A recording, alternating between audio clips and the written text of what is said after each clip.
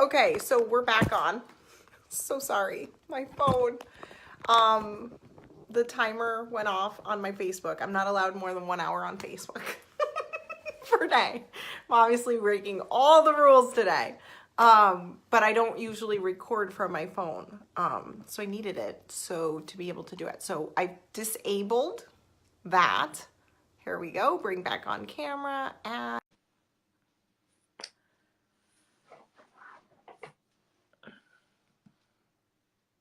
hi. Can you hear me? Hi. Hi. Okay. All right. Yay. Good. Yay. And Heather's back. So we're like, everyone's coming Perfect. back on. Thank you so much for being patient with I disabled my app limitation. So I'm allowed to be on Facebook for more than an hour. I love you. That's so good. Oh my God. Okay. Yeah. So we were talking about, we want to elicit the emotion, not be attached to the thing. And then sometimes our brain will trick us into saying or thinking that that's not possible yet. Yes. Or we can't afford it yet. So what do we do when little doubt comes creeping in? Because it does really slyly sometimes. Yes, it totally does, right? And so obviously we can't really get too much into this because it's so much. This is really what I teach on, but it's about really starting from the place where you are limitless first, right? We talked about what the first step is, really getting clear on what you want, because what happens is that doubt will come in, but you will know that it's in alignment for your heart. And so it's easier to shift your direction, right? One of my favorite tools that you and I talk about all the time is that sort of intentional ignorance, right? So it's, I have the choice of the thoughts that I'm thinking, and I have the choice to intentionally ignore the thoughts that are not serving me, because I'm going to starve that story. What happens when we starve the story is we are literally rewiring our brain. It's sort of like if you think about driving down the road and you take a different road over and over and over, that becomes your habit, right? It's just you've rewired that pathway. So what you're doing in your brain when you starve the story and you no longer give attention to that and you intentionally ignore that, you actually, those cells that were, those neurotransmitters that were originally firing out of habit actually die off and that road disappears. So it's a really useful tool for so many things in our lives. I think it's my favorite go-to tool that I give all my clients and you, friends, me too, right? Every day I'm like, oh yeah, I don't have to pay attention to that. And so it's sort of like, what is it, Aristotle, whoever said it's not about, trying to fix the old thing, it's about building something new. That's what we're doing. We're building a new belief system within us, because all what we give our attention to expands. So if we're only focused on, hey, I want a new house, I can't afford it, that's what we're going to keep getting more and more and more of, right? So if it's, I can't afford a house, that's the thought you're thinking, it's, how can I afford the house, or when I afford the house, or these are the things that I'm going to do when I'm in the house, right? We just want to start eliciting that experience, because it's all made up. Right. This whole thing is made up, really is. Right? And so when we can break out of that, it's just a whole different experience. So the other thing that I want to remind you of is that, yes, we're going for the essence of it. And sometimes we're not going to know what that essence is. That's so right. Good. We don't know if we've never had it. People say all the time, like, I want 10 clients. And I'll say, well, how does that feel? And they'll say, I don't know. And I'm like, you've never done it. Of course you don't know, right? So like, what do you think it's going to feel like? But more specifically, what do you decide it's going to feel like? That's the difference, right? You're either leaving it up to imagination, or you're leaving it up to sort of circumstance. And like, you hear subconsciously, I'm so overwhelmed with all these clients, or this is how it feels. Like you're adopting other people's perspective. So you need to decide what you want it to be like. And so the other thing I wanted to say about that was, this is something that, this is a couple years old, but I'll show you. This is my daughter's vision board, dream board. I don't know if you can see it. So cute. And so we do this every year, and I do not censor them at all. She has left them all up on her on her wall. And I will tell you, the only thing she didn't create that is on this board is the camping. Mama doesn't go camping. So unless she was going to do that with her dad, that is not happening with me. And the reason that I share this with you is because so many times, I will tell you transparently, I resisted this for so long because I was afraid if I said it out loud and those things didn't happen, that I was going to feel more like a failure. Yes, love it. Right? Yes, and I think that like that is probably why I've resisted it as much as I have. I know. And also knowing all of my clients as like the high achiever lovers that they are. Yep.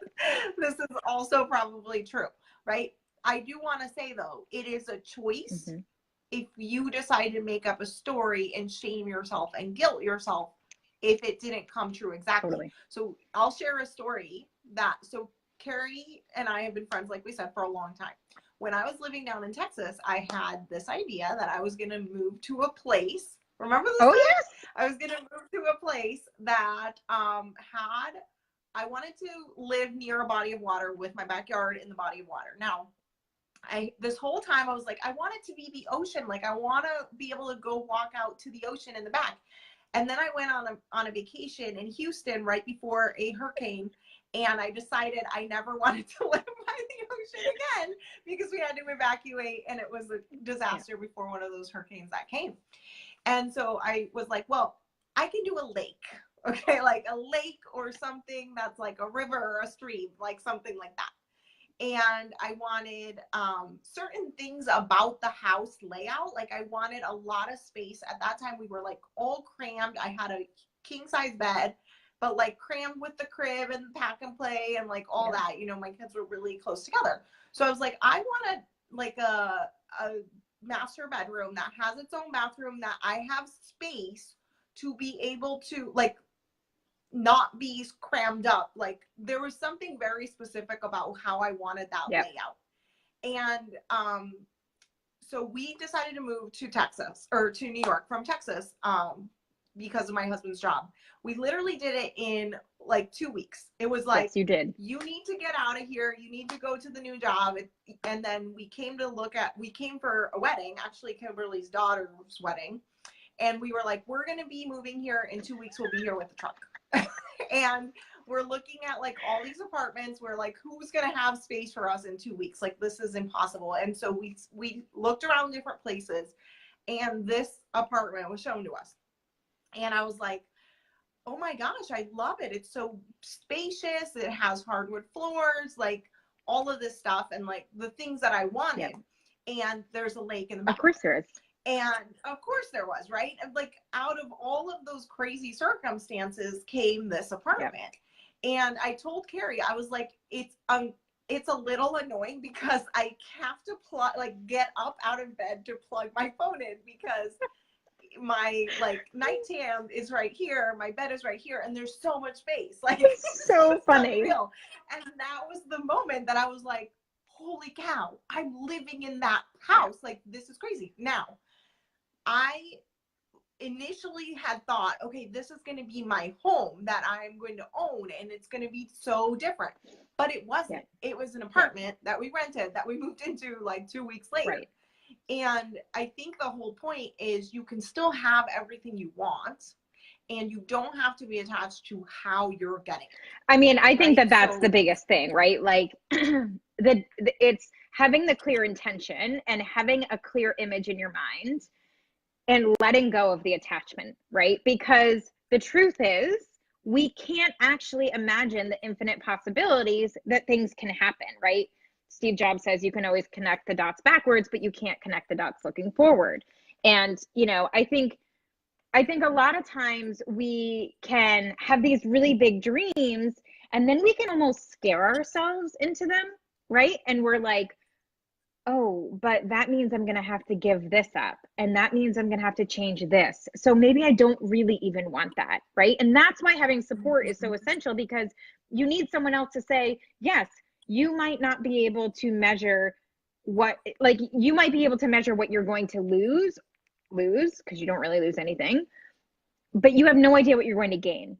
And the way that Mhm. happens is through trusting the process, having a clear vision of what you want, starting with the end in mind, and letting go of the way that it's going to show up. Because I will tell you, things that I have manifested that I had no idea how they were going to happen, it was always because I let go of trying to control it. Right? Like Mhm. I one of the first things that I ever created with a vision board and the manifestation came to be was I was voted #1 photographer in the Boston area, a children portrait family photographer. And it was this huge contest. It was best of Boston, whatever. And I was like, I want to win that. Meanwhile, my business was very new, very new. I had an almost 2-year-old, an almost 4-year-old. I was divorced, newly divorced. I was sort of like, things are falling over.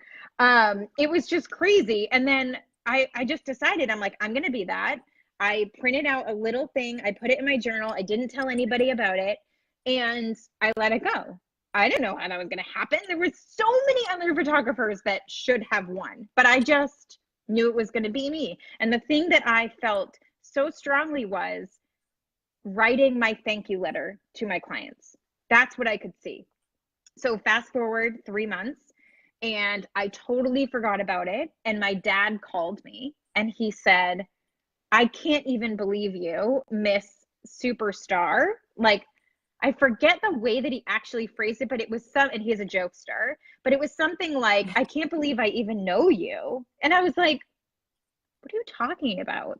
And he said, I just opened the magazine, the Best of Boston magazine, and you're the winner. You won. And I was like, what? I didn't even know it was out. I just totally forgot about it. And that was like the first of many things. I like my photography studio, we renovated a barn. I manifested that. I was like, there was no reason we should have got that. All these things, right? But it was always about, this is what I want. I am decided in that. I had to change my beliefs to allow myself to accept it and receive it. And then I had to let go, right? I Mhm. missed that question. I don't know who said something. Heather says, what about when you have things in your life you can't control are going on around you, like a military spouse? That was my situation, Heather. Like, I couldn't control. Right. First of all, I did not want to move back to New York. Okay, Except to be close to me.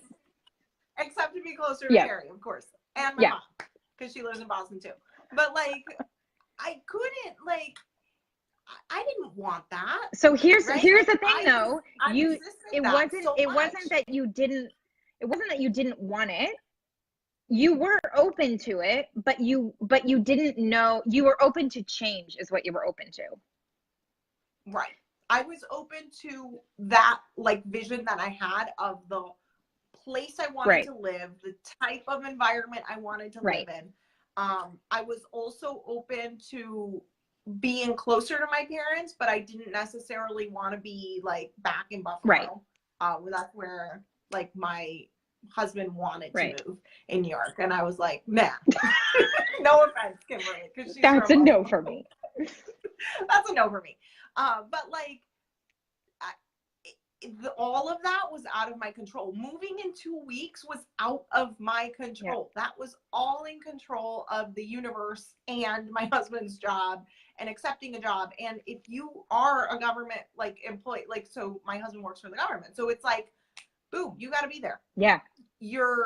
You have to be there. So what do? It's all beyond your control. But what you can do is still claim the thing you want. What is it that you want in your life? And just be open to receiving that. And also, because how it shows up is, and I mean, the truth is, control is an illusion, right? We think that we have all this control, but the only thing we really have control over is our way of being. The thoughts we think and the actions we take, are they congruent with what we desire? Now, like I said, telling ourselves the truth about what we actually desire is often the scariest part.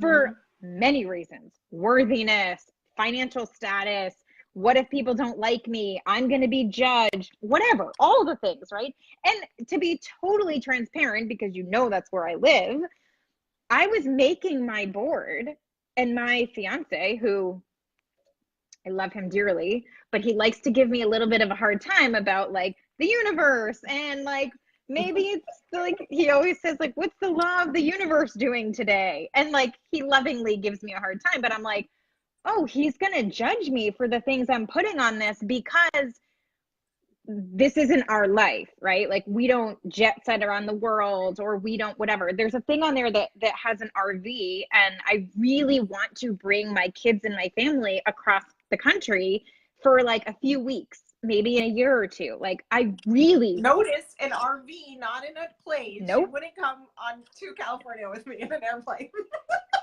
The good news is I have remedied that story, so I'm happy to fly now. But Yes. And it's interesting because I was like, oh, he's going to be like, we can't afford that, right? So here's what I want you to hear. There are going to be people around you, loving people that want the best for you, but people that have their own stories. Now, here's where I depart from some sort of gurus out there or whatever. I am not a guru in any sense, but some people will say, don't tell your goals or your desires to anyone. Keep the momentum to yourself so you can build up that sort of container and then tell people. I am of the opinion, do what feels good for you. Other people will tell you, tell everybody so you're accountable. I don't necessarily agree with being accountable. That's why you're telling them. You can tell them if you're excited about it. But for me, in that moment when I was making this and he was like, hey, can I see what's on your board? I was like, I guess, but don't say anything about it, because I immediately realized, oh, I'm giving you my power. Because as soon as you judge me, then I start getting defensive, like, oh, you're right. We can't afford that right now. We shouldn't plan that. We're building a house. Going on a trip isn't a good idea. So I should take it off. No. Right. And then I was like, wait a minute. No, I want to do that. And I want to go on a trip. I want to build our house, and I want to take the kids away, or whatever it is. Right. So like, yes, whoever asked that question, I'm sorry, I forget. Heather. Yeah. Like there are going to be people around you that don't get it. And that's why having biz besties or a coach or a community or having insulation around supporting the belief and possibility is literally essential to your success until this becomes a habit, because we are habitual and everything we do is out of habit, whether we're conscious or not. So until this belief system is really shored up, then you're going to have other people that are going to try to infiltrate your beliefs and what your desires are and tell you how to feel about it. And if you don't have the capacity to say, thank you, doesn't affect me, it is going to affect the outcome. Absolutely. And that's like the power of community and support. Totally. Like I can't tell you. So I'm going to share openly one of my goals for like the next few years. Great. I want to take my business to $1 million. And when I first of all, when I first started my business, that was already a thing for me. Okay. I couldn't admit to myself that that's what I want. Yeah, I know. That was me for like literally 2 years. I was like, no. I just need to do 6 figures. I just need to do this. I need to do that.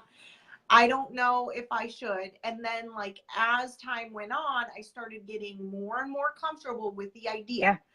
Then I started working with coaches and masterminds and people around me that were already there.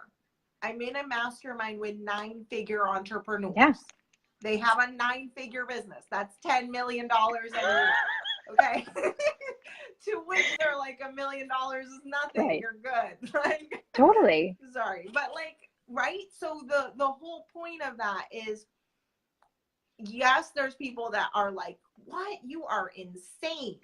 But I also don't need to let their belief about what is possible cloud my own vision for what I want. And P.S., all they're doing is showing you what their belief system is, right? Because here's the thing. When people judge whatever it is, your vision board, your dreams, your desires, your goals, whatever it is, all they're doing is they're coming from a place of love. I really do believe that they are trying to help you feel protected and safe, and they don't want you to get hurt, and they really don't want you to be let down. But I really don't think we're meant to sort of tiptoe through life and hope that we arrive at death safely. I think we're supposed to take risks, and we're supposed to have fun, and we're supposed to learn. And the only reason why it feels like a failure or like we didn't get the result we wanted is an interpretation, right? We talk about this all the time, is that Yes. it can be perceived as simply feedback, and then we tweak, and then we test again. Or you can let it take you totally off the rails. But that is also a choice. And I think that it's really, until you shore up your belief in yourself and what you think is possible, then you're sort of allowing other people's belief systems to run your life. And I just don't stand for that, unless it's a belief in the possibility, right? And so I think one of the things that happens all the time is that we let our imagination miscreate. That's all worrying really is, right? Worrying is miscreation of our imagination, because the way that we create our life, whether you're conscious of it or not, is through our imagination, right? How many times have you said, oh, you know, I'm so afraid of this happening. I'm so afraid of this happening. And then the thing happens and you're like, see, I was so afraid of that. Well, yeah, that's what you fed your brain. Your subconscious does not have the ability to reject an idea.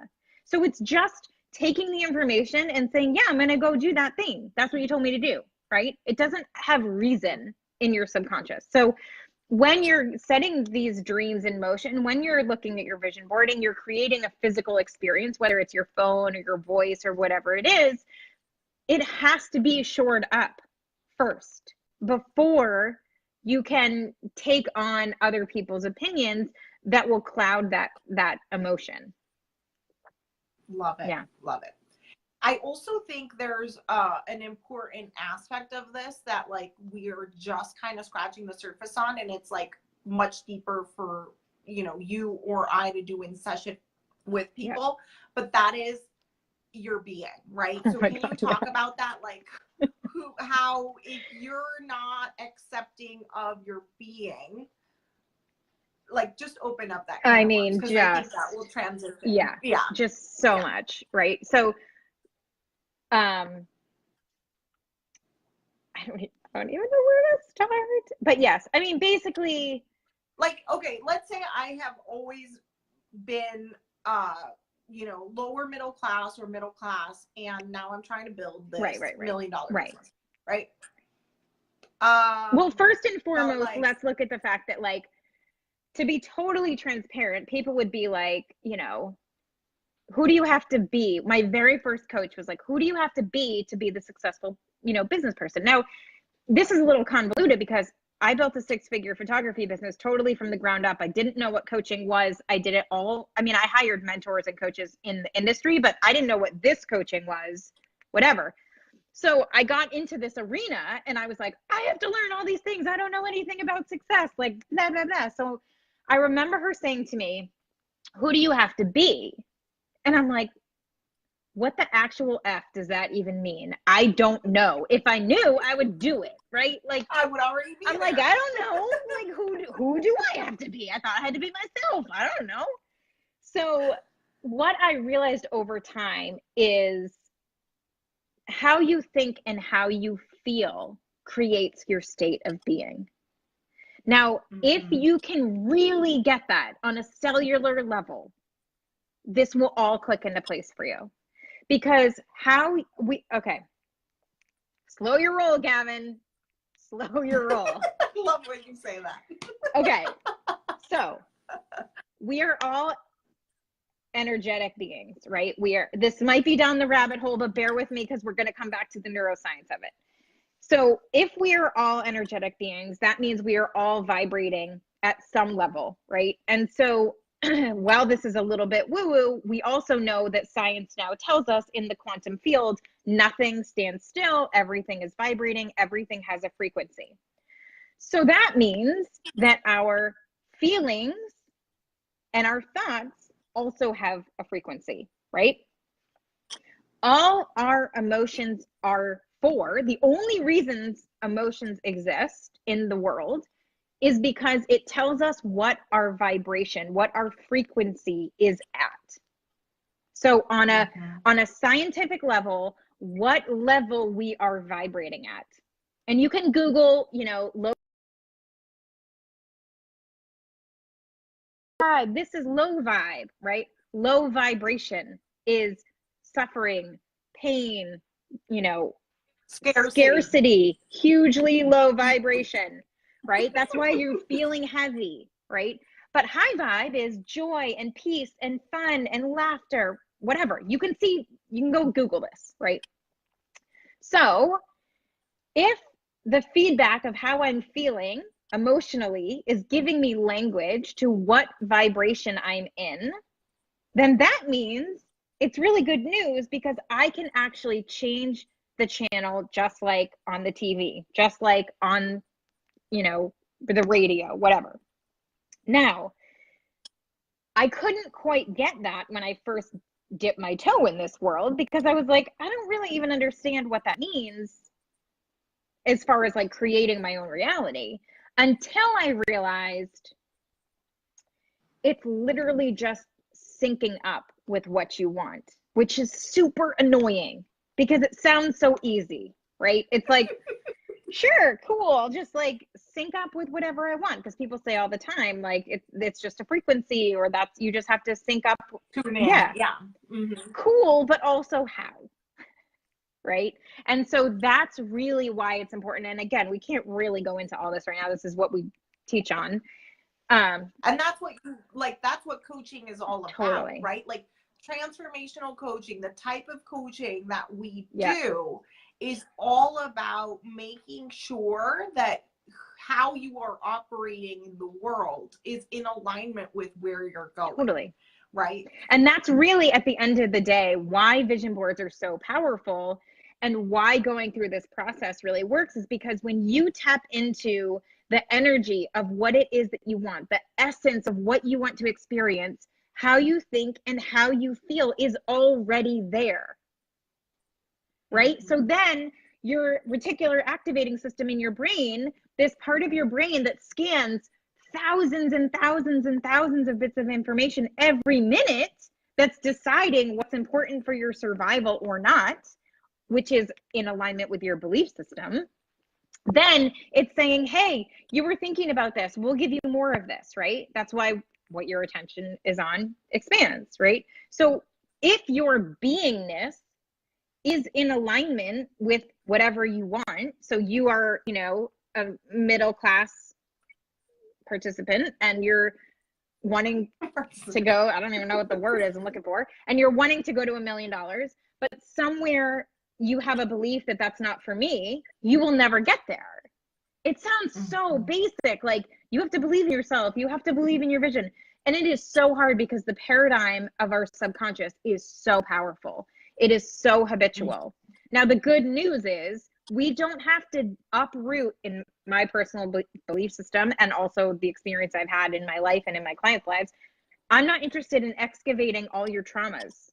We don't need to do that. And that's not what coaching is, right? Like that is not what coaching is. Therapy. I am here to say, where are you now? Where do you want to go? And how can we collapse time to get you there faster? Because there are universal principles, and there is actually science, brain-based science, that is going to give you the steps of how to do that.